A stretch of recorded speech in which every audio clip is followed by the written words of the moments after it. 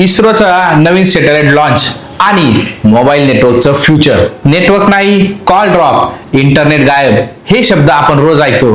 पण जर मी सांगितलं की इस्रोमुळे मोबाईल नेटवर्कचं फ्युचर बदलू शकतं, हो, हे सायन्स फिक्शन नाही, ही खरी टेक बातमी आहे. इस्रोने नक्की काय केलंय? इस्रोने अलीकडे एक ऍडव्हान्स कम्युनिकेशन सॅटेलाइट लॉन्च केले. ते का लॉन्च केले? मोबाईल कनेक्टिव्हिटी स्ट्रॉंग करण्यासाठी.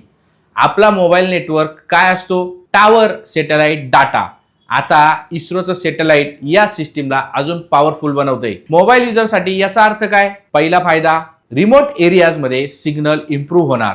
गाव, डोंगर, जंगल जिथे आज नेटवर्क 0 आहे तिथे कव्हरेज शक्य. दुसरा फायदा, इमर्जन्सी सिच्युएशन, पूर, भूकंप, सायक्लॉन, टावर पडले तरी सॅटेलाइट कनेक्शन कामी येऊ शकतं. म्हणजे संकटात नो नेटवर्क हा एक्सक्यूज चालणार नाही. 5G, 6G आणि सॅटेलाइट इंटरनेट.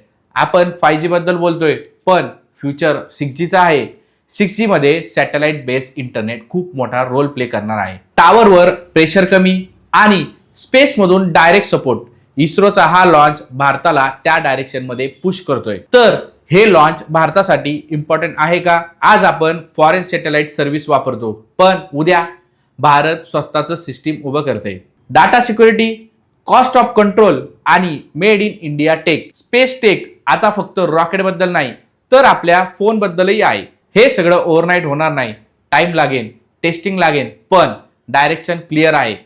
फ्युचरमध्ये नेटवर्क वीक असेल तर प्रॉब्लेम फोनचा नसेल, कदाचित आपली लोकेशन इनरिलेव्हेंट असेल. तर असा स्मार्ट टेक कंटेंट तुम्हाला आवडतोय का? लाईक करा, शेअर करा आणि फॉलो करा आमच्या YouTube पेजला टेक्नो डायनामिकाला. नेक्स्ट रीलमध्ये 5G वर्सेस सॅटेलाइट इंटरनेट या दोघांमध्ये काय फरक आहे ते मी तुम्हाला सांगतो. आणि हो, 5G आणि सॅटेलाइटमध्ये कोण जिंकतंय तेही सांगतो.